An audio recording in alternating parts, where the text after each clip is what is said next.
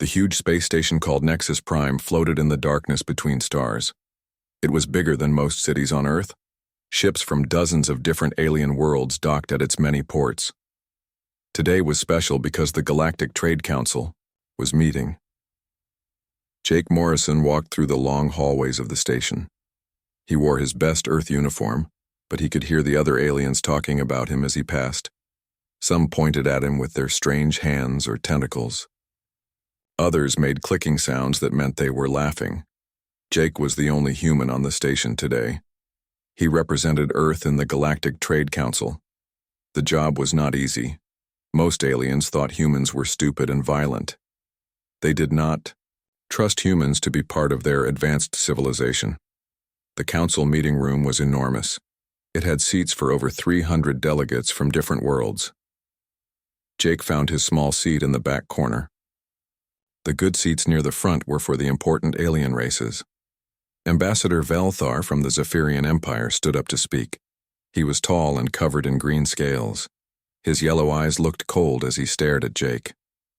"Fellow council members," Velthar said in his hissing voice, "today we must discuss the human problem." Many aliens in the room made agreeing sounds. The quartzites, who looked like walking crystals, chimed like bells. The nautiloids, with their octopus-like bodies, waved their tentacles. The insect-like hegemony clicked their mandibles. "Humans are dangerous," Velthar continued. "They fight each other constantly. They destroy their own planet. They cannot control their emotions. We must protect our peaceful trade routes from their violent nature." A huge screen descended from the ceiling. It began showing videos from Earth. The aliens watched footage of human soldiers training for war. They saw boxing matches and football games where humans crashed into each other. They watched historical videos of ancient battles and modern conflicts. The aliens gasped and made disgusted sounds. "Look how they hurt each other for sport," said the quartzite delegate. Her crystal body flashed red with anger. "This is not civilized behavior." "They use weapons to solve problems," added the nautiloid representative. His tentacles curled with distaste. "Our species gave up violence thousands of years ago."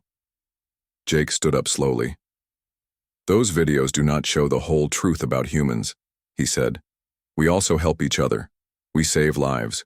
We explore space to learn, not to conquer." The room erupted in laughter. The sound was terrible. Hissing, clicking, chiming, and gurgling all mixed together. Velthar raised his clawed hand for silence. "The human speaks of peace," Velthar said with a mocking tone. "But their history shows only war. Their nature is violent and unpredictable. They cannot be trusted in civilized space." Velthar pulled out a datapad. "I propose Resolution 2847, he announced. "This resolution will ban all human vessels from entering contested space zones. These zones include the Kepler Belt, the Vanguard Corridor, and 10 other strategic sectors." Jake felt his heart sink. Those sectors contained some of the richest mining areas and most important trade routes in the galaxy. Earth needed access to those areas to trade and survive. "The ban will protect our peaceful operations," Velthar explained. "Humans will not be allowed to enter these zones for any reason. Any human ship found in restricted space will be arrested and impounded." One by one, the alien delegates voted. The quartzites voted yes with bright flashes of light. The nautiloids voted yes by raising their tentacles. The hegemony voted yes with loud clicks. Every single alien race voted to ban humans from space. When it was Earth's turn, Jake stood up. "Earth votes no," he said clearly. "This ban is unfair and based on fear, not facts." The aliens laughed again. "One vote against 300, Velthar said with satisfaction. Resolution 2847 passes. The ban on humans begins immediately." Jake felt angry but tried to stay calm. "This is a mistake," he warned the council. "You judge humans without truly knowing us. You see only what you want to see." "We see the truth," replied the hegemony delegate. Her insect eyes glittered with superiority. "Humans are primitive. You belong on your little planet, not in civilized space." "You think you are making space safer," Jake continued. But sometimes, the beings you push away are the ones who would help you most when trouble comes. The quartzite delegate chimed with amusement. What trouble could threaten the combined might of our civilizations? We have technology humans cannot even understand. The universe is vast, Jake said quietly. There are things out there that none of us understand yet. When those things come, you might wish you had human courage on your side instead of pushing it away. Velthar waved dismissively. Human courage is just another word for human recklessness. We do not need such primitive qualities. The meeting began to break up. Alien delegates gathered in groups, talking excitedly about their victory over the dangerous humans. Some looked at Jake with pity, as if he were a child who did not understand adult decisions. Jake collected his papers and prepared to leave. He would have to return to Earth and tell his government about the ban. Human ships would need to find new routes for trade. It would cost Earth billions of credits and slow down their development by decades. As he walked toward the door, Ambassador Velthar intercepted him. Nothing personal, human, the Zephyrian said with false kindness. This is simply business. Your species will learn to accept its place in the galaxy. Maybe, Jake replied. But I hope you never learn what you lost today. Jake left the council chamber and walked back through the station corridors. The same aliens who had pointed and laughed before now ignored him completely. To them, humans were no longer worth thinking about. Outside the station, Jake could see human ships already receiving orders to leave the restricted zones. Within hours, 12 sectors of space would be completely off limits to any vessel from Earth. Jake boarded his small diplomatic shuttle and prepared for the long journey home. As his ship pulled away from Nexus Prime, he looked back at the massive station one last time. I hope you are right about humans being weak, he whispered, to himself. Because if you are wrong, you just made the biggest mistake in galactic history. 3 months had passed since the Galactic Trade Council banned humans from the contested space zones. Captain Lisa Carter stood on the bridge of her cargo ship, the New Horizon, looking at the navigation display with frustration. Pete, how much extra time is this new route adding to our delivery? She asked her chief engineer. Pete Rodriguez looked up from his console. He was a young man with grease-stained hands and a tired expression. About 4 days each way, Captain. That's 8 days total for every round trip. Lisa shook her head. 8 days means 8 days of extra fuel, food, and crew wages. Earth shipping companies are losing millions because of this stupid ban. The New Horizon was a typical human cargo vessel. It was not beautiful like the sleek alien ships, but it was tough and reliable. Lisa had been running cargo between Earth and the outer colonies for 15 years. She knew every trade route in human space. At least we still have work, Pete said, trying to stay positive. Some companies went bankrupt because they could not afford the longer routes. Lisa nodded grimly. 3 major Earth shipping companies had already closed down. Thousands of human workers lost their jobs, all because the aliens thought humans were too dangerous to be trusted in important space sectors. Meanwhile, in the restricted zones, alien activity was increasing rapidly. Zephyrian mining ships moved into the Kepler belt in large numbers. They set up new mining stations on asteroids that had been off limits for centuries. With humans banned from the area, the Zephyrians could take whatever they wanted. The insect-like hegemony was also expanding. They built new military outposts throughout the Vanguard corridor. Their patrol fleets grew larger every week. They claimed they were keeping the peace, but everyone knew they were really claiming territory. Ambassador Velthar was very pleased with the results. At the next council meeting, he stood before the other alien delegates with pride. Fellow council members, he announced, I am happy to report that peace and order have returned to the contested zones. The other aliens made approving sounds. The quartzites chimed happily. The nautiloids waved their tentacles in celebration. Even the usually serious hegemony delegates clicked their approval. Without human interference, Velthar continued, our mining operations have increased by 300%. Our patrol routes are secure. There have been no violent incidents or territorial disputes. Ambassador Jake Morrison was not at this meeting. Earth had recalled him after the ban was passed. The empty human chair in the back corner reminded everyone that humans were no longer part of galactic politics. But while the aliens celebrated their success, something strange was happening at the edge of known space. Dr. Amy Watson worked at Earth's Deep Space Command Center on Luna. Her job was to monitor radio signals and energy readings from distant stars. For the past month, Amy had been tracking unusual energy signatures coming from dark space beyond the galactic rim. The readings were unlike anything in the known database. They were massive, larger than entire star systems. "These signatures are moving," Amy told her supervisor, Commander Joe Phillips. "Whatever is making them is heading toward our galaxy." Commander Phillips looked at Amy's data on his screen. The energy patterns were confusing and frightening. "How fast are they moving?" "At their current speed, they will reach the outer sectors in about 2 weeks," Amy replied. "Sir, I think we should alert the Galactic Council." Phillips frowned. "Amy, you know humans are banned from council meetings. They would not listen to us anyway." "But this could be dangerous," Amy insisted. "These energy readings suggest something huge is coming. The aliens need to know." Despite Phillips's doubts, Amy prepared a detailed report about the strange energy signatures. She sent it through official diplomatic channels to Nexus Prime. The report explained that Earth's monitoring stations had detected unknown entities approaching galactic space. The response came back 3 days later. It was brief and dismissive. Earth's claims are considered fear-mongering and attempts to regain access to restricted territories. The Galactic Council does not recognize human authority in space monitoring. Amy was furious. "They think we are lying," she told Pete Rodriguez when he visited the monitoring station. Pete had become friends with Amy during his academy training days. "Maybe they think we made up the whole thing to get back into their good graces," Pete suggested.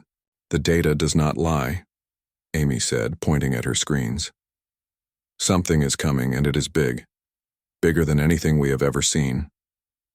Back in the restricted zones, the aliens continued their expansion without any worries.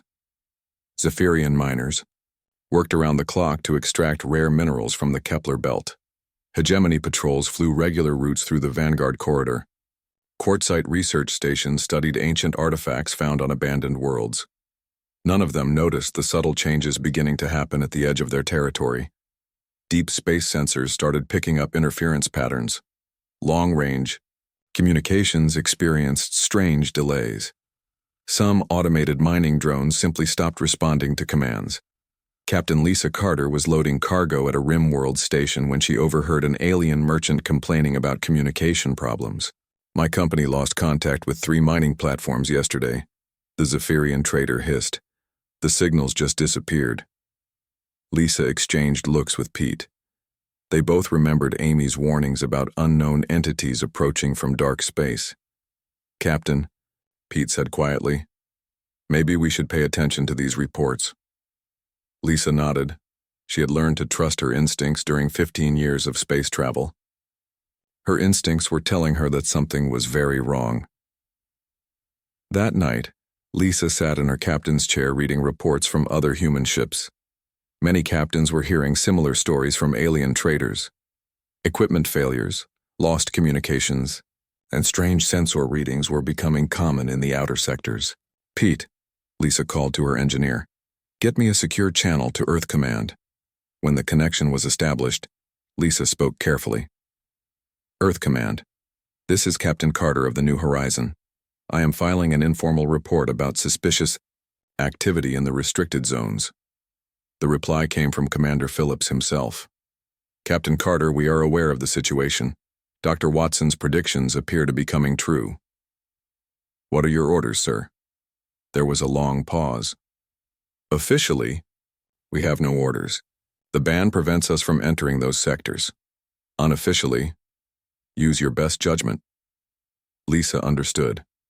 Earth Command could not officially order human ships to violate the ban, but they were not ordering them to stay away either. As Lisa ended the communication, she looked out at the stars. Somewhere out there, beyond the edge of known space, something was coming.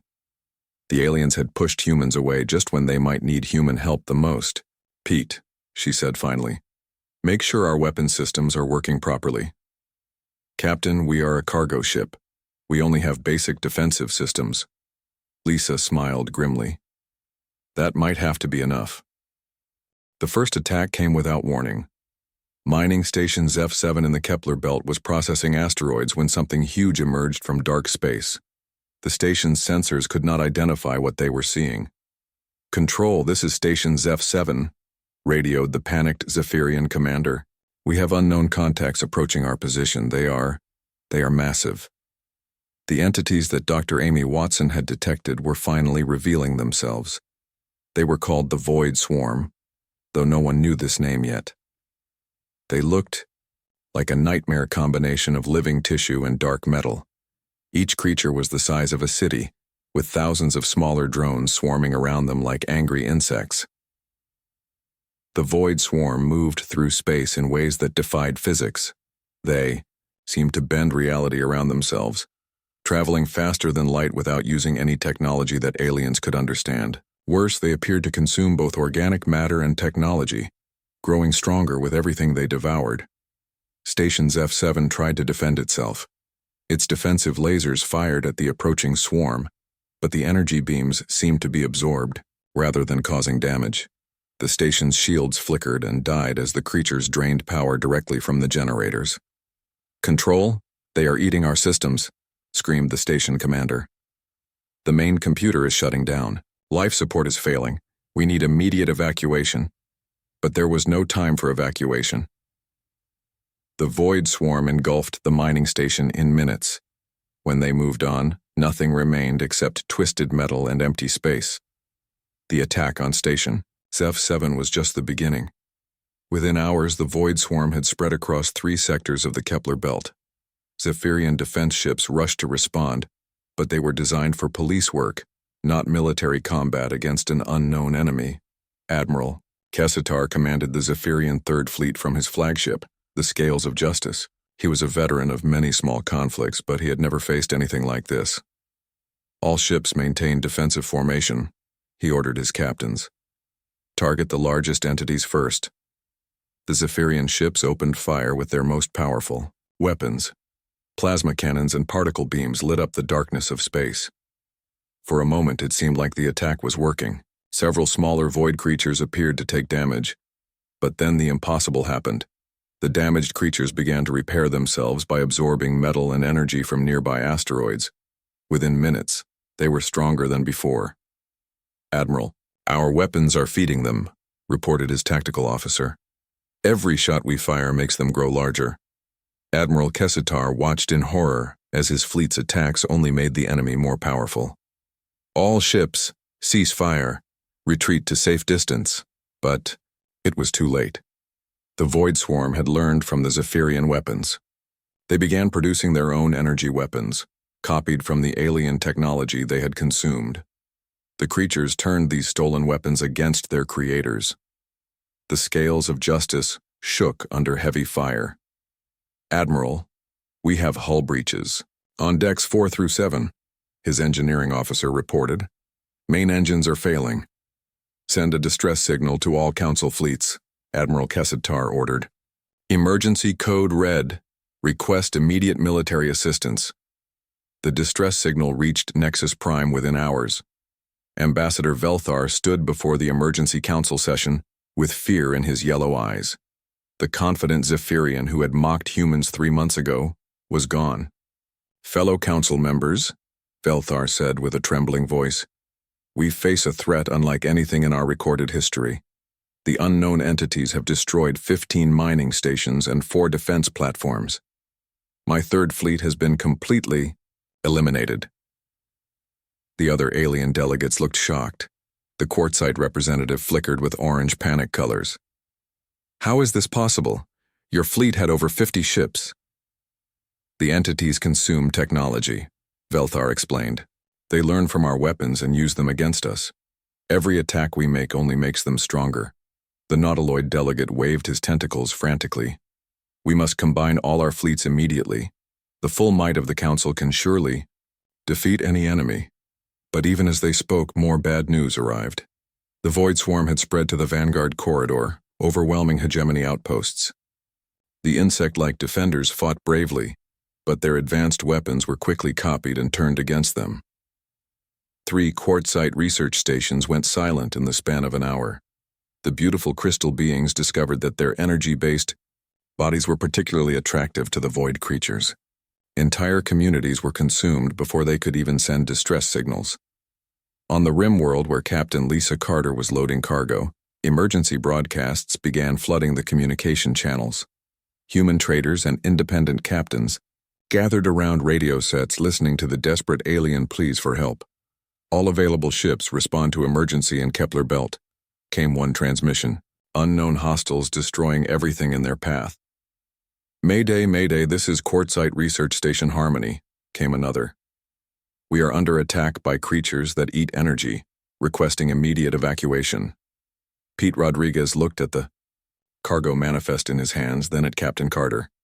Lisa, these are the same zones we were banned from 3 months ago. Lisa nodded grimly. The same zones where the aliens said they did not need human help. Around them, other human captains were having the same conversation. Captain Bill Morgan of the freighter Iron Eagle was checking his weapon systems. Captain Sue Davis of the passenger liner Stardream was calculating how many refugees her ship could carry. Captain, Pete said quietly, we could get in serious trouble for entering restricted space. The ban is still in effect. Lisa looked at the star, charts showing the affected sectors. Thousands of alien civilians were dying while their own military forces proved helpless against the Void Swarm. Pete, sometimes doing what is right matters more than following rules, she said finally. Plot a course for the Kepler Belt. Maximum speed. But Captain, we are just a cargo ship. What can we do against enemies that destroyed entire fleets? Lisa smiled, but there was no humor in it. We are going to do what humans do best, Pete. We are going to improvise. Across human space, similar decisions were being made. Ship captains who had been banned from the contested zones began turning their vessels toward the crisis. They came from every part of human civilization: military veterans, merchant traders, mining crews, and even tourist operators. None of them had official orders. Earth Command could not authorize them to violate the ban. But individual humans were making individual choices to help, regardless of the consequences. Captain Lisa Carter was not alone as the New Horizon accelerated toward the restricted zones. Behind her came dozens of other human ships, all heading toward a battle they were forbidden to join. The aliens who had laughed at human violence 3 months ago were about to discover what that violence looked like when it was directed at protecting others instead of conquering them. The Void Swarm had consumed alien technology and copied alien weapons, but they had never encountered human determination, human creativity, or human willingness to sacrifice everything for strangers who had rejected them. The real war was about to begin. Admiral Danny Hayes had been fishing on his ranch in Montana when the emergency call came through. He was retired from the Earth Defense Force, but his old ship, the Guardian, was still in service. Within 6 hours, he was back in command and racing toward the Kepler Belt. "Sir, we are approaching the restricted zone boundary," reported his navigation officer, Lieutenant Kate Wilson. "Cross it," Admiral Hayes ordered without hesitation. "If anyone wants to arrest us later, they can get in line behind the monsters eating everything in sight." The Guardian was not alone. Captain Lisa Carter's cargo ship New Horizon was already in the belt, along with 30 other human vessels. More ships arrived every hour: military cruisers, converted cargo haulers, mining platforms with improvised weapons, and even a luxury cruise liner that had dumped its passengers and loaded up with medical supplies instead. What the aliens witnessed next challenged everything they thought they knew about human nature. Instead of the chaotic, undisciplined response they expected, the humans displayed coordination that seemed impossible, without years of planning. "All human vessels. This is Admiral Hayes aboard the Guardian," came the broadcast on all frequencies. "I am assuming tactical command of this operation. Transmit your ship capabilities and crew manifests immediately." Within minutes, Hayes had a complete picture of his improvised fleet. He knew exactly which ships had weapons, which could carry refugees, which had medical facilities, and which had engineering capabilities. More importantly, he knew which captains had military experience and which were civilians. Captain Carter, your cargo ship has the largest hold space. Hayes radioed to Lisa. You are now our primary evacuation vessel. Captain Morgan, your iron. Eagle has mining lasers. You are assigned to search and rescue. Captain Davis, your Stardream has medical facilities. You are our hospital ship. Pete Rodriguez listened to the Admiral's orders with amazement. Lisa, how does he know all this? We never sent him our ship specifications. Military training, Lisa replied. He's thinking 5 steps ahead of everyone else. But coordination was only the beginning. When the human fleet encountered their first void swarm creatures, they discovered that conventional weapons were indeed useless. The creatures absorbed energy and grew stronger from every attack. Admiral, our plasma cannons are feeding the enemy, reported Captain Morgan. Just like what happened to the alien fleets. Then we stop using energy weapons, Hayes replied calmly. All ships switch to kinetic projectiles only. If these things eat energy, let us see how they like good old-fashioned bullets. The change in tactics was immediate and effective. Solid projectiles fired from railguns and mass drivers could not be absorbed by the void creatures. The monsters began taking real damage for the first time since the attacks began. But the humans did not stop there. Pete Rodriguez, working frantically in the New Horizons engine room, discovered something crucial about the enemy's behavior.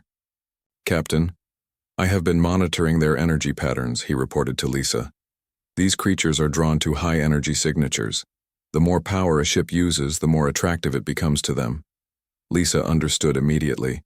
All ships, this is Captain Carter. Reduce power output to minimum levels. Run silent whenever possible. The creatures hunt by detecting energy signatures. The human fleet began moving through the belt like ghosts, using minimal power and communicating through tight beam transmissions that the void creatures could not detect. They struck quickly with kinetic weapons, then disappeared before the enemy could respond. Meanwhile, the most shocking aspect of human behavior was becoming apparent to any aliens who survived to witness it. Humans were willingly sacrificing their own ships to save alien lives. Captain Sue Davis received a distress call from a damaged quartzite research station. The crystal beings were trapped inside their facility as void creatures swarmed around it.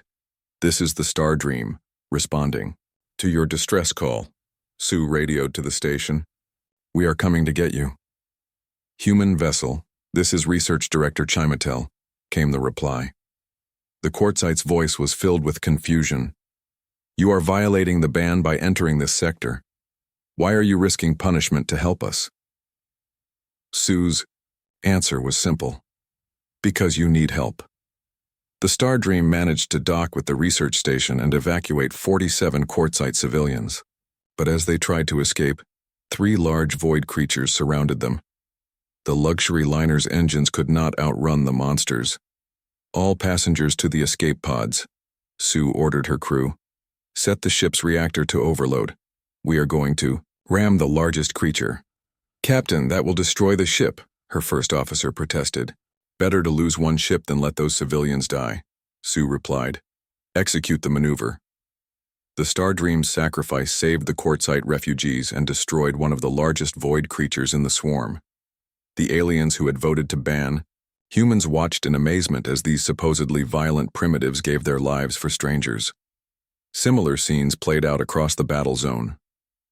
Captain Bill Morgan's Iron Eagle rammed a void mothership to prevent it from consuming a nautiloid nursery habitat containing thousands of young aliens.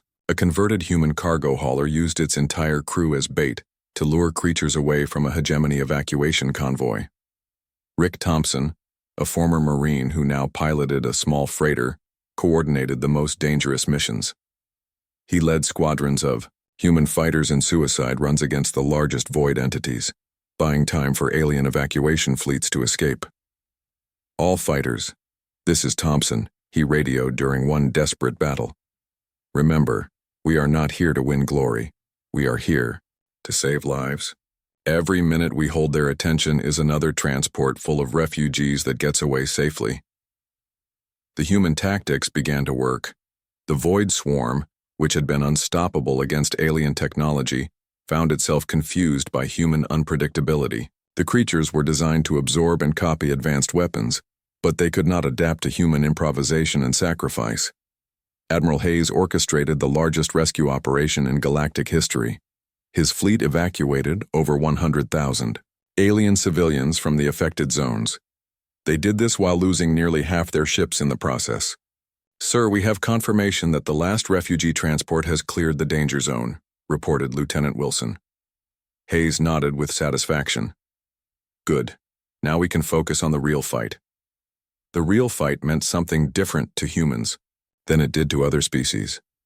While aliens had focused on destroying the Void Swarm, humans focused on understanding it. Teams of human engineers and scientists worked around the clock to analyze captured Void technology. Dr. Amy Watson, who had first detected the creatures, was brought to the battle zone aboard a fast courier ship. She worked with Pete Rodriguez and dozens of other human engineers to find weaknesses in the enemy's design. "These creatures are not truly alive," Amy explained during a fleet-wide briefing. "They are more like biological machines. They have a collective intelligence, but they follow predictable patterns." "Can we use that against them?" asked Admiral Hayes. "Maybe," Amy replied. "If we can disrupt their communication network, they might become confused and vulnerable."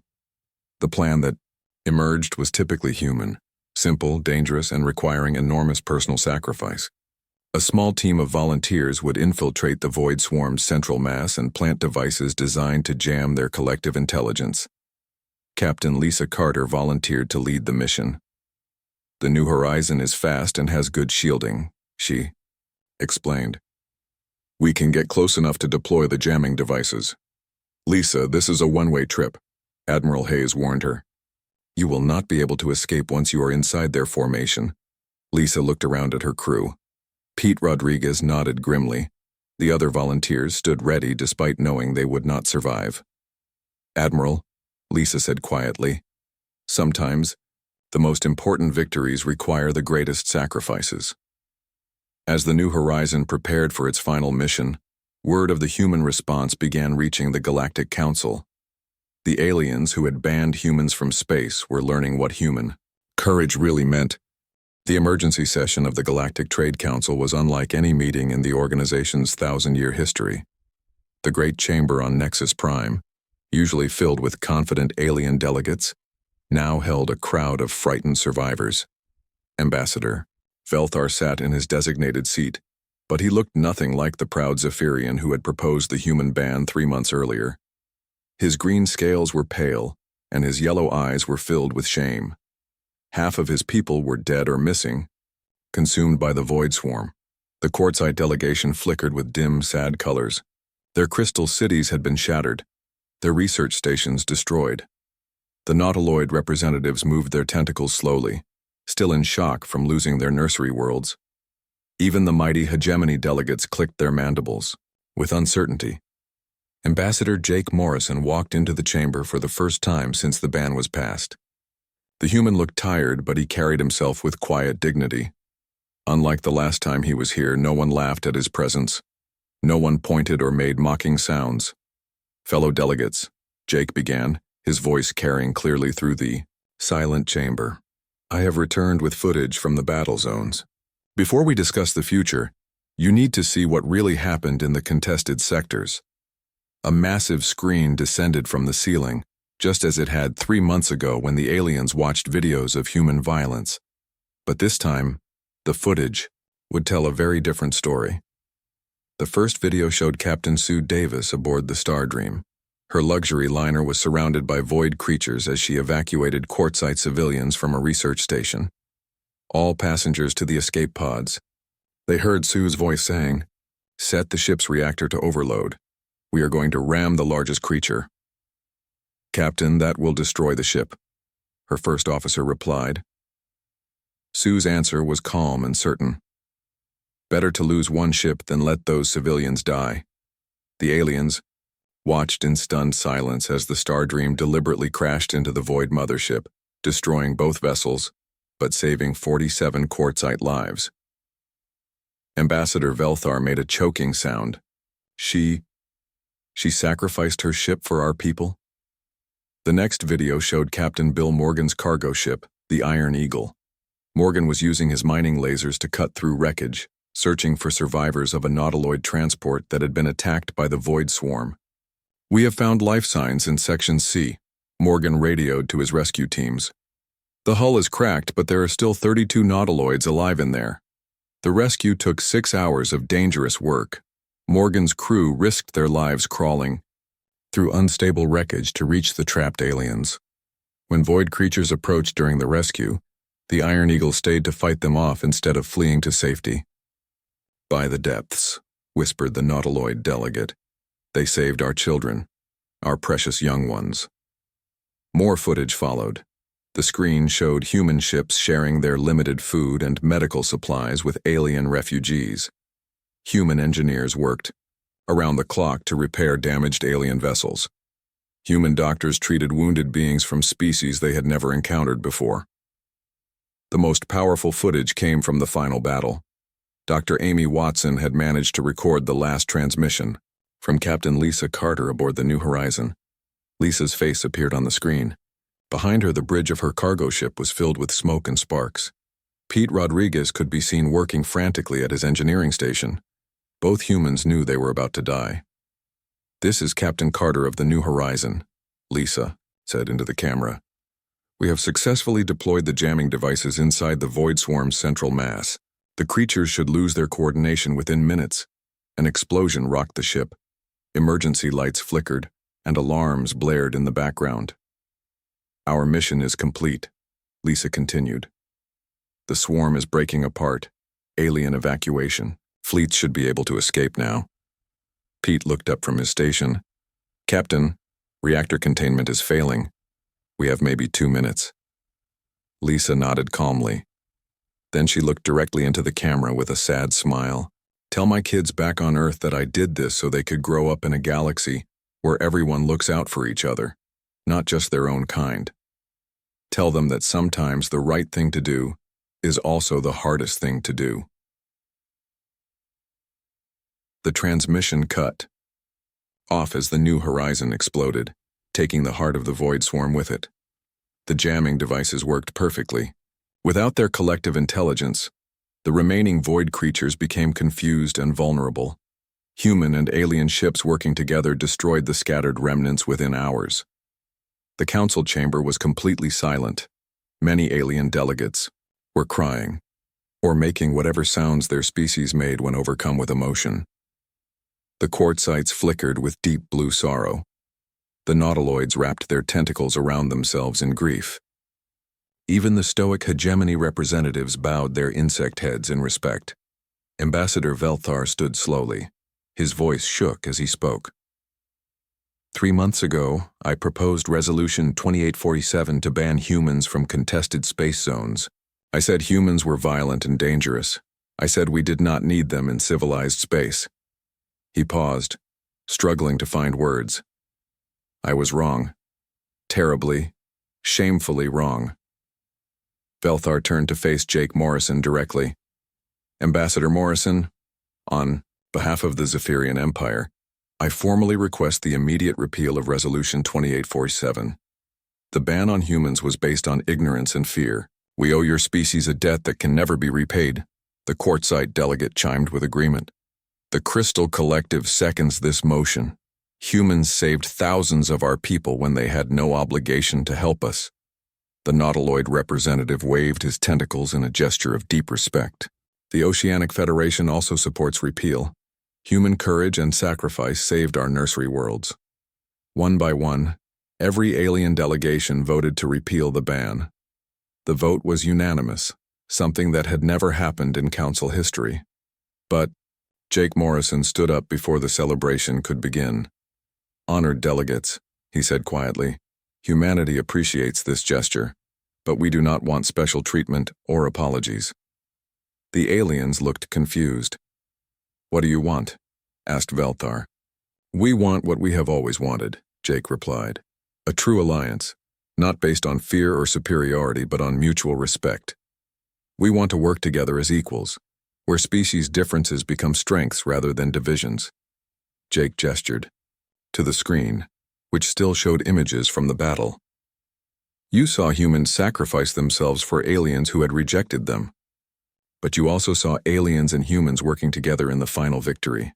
That cooperation is what saved everyone. The hegemony delegate clicked thoughtfully.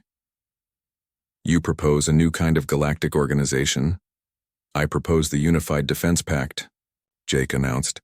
A military alliance where human tactical doctrine combines with alien advanced technology, where every species contributes what they do best. Ambassador Velthar was the first to stand in support.